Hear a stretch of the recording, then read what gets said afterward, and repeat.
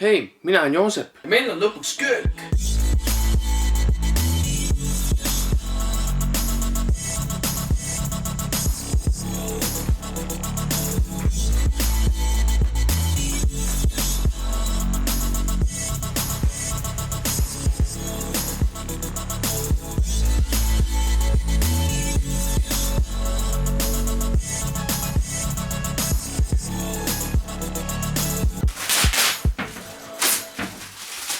Täna on täiega lahe lumi, et vaata seda.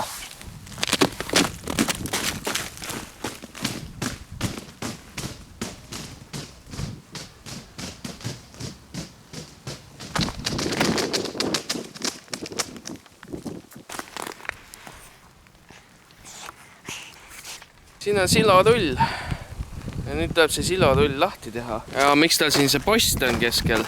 Sellepärast, et ma pidin ta täitsa autoga püsti tõstma, et ta oli muidu pikali ja kui seda silotolli lahti ei tee, siis need seal nälgivad ära.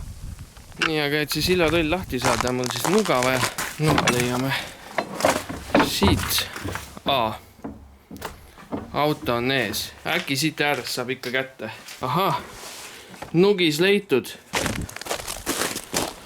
Ja hakkame siis siit äärest lihtsalt lõikama. Siin jää ka peal.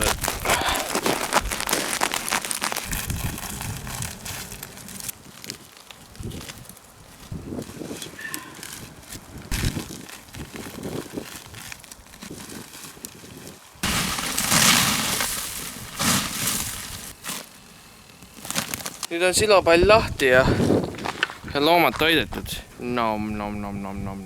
Aga nüüd tagasi kööki. Aega võttis, aga asja sai. Tegelikult see veel päris valmis ei ole, sest meil poolsein on veel tegemata, see soojamüüri osa ja siis see betoonsein siin.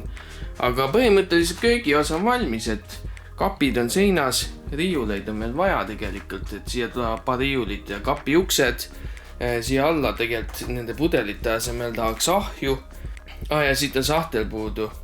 Me ostsime tegelikult kapi uksed siia, aga tuli välja, et olime vana asja ostnud, nii et siia tuleb tegelikult sahtel ja prügikasti asjad.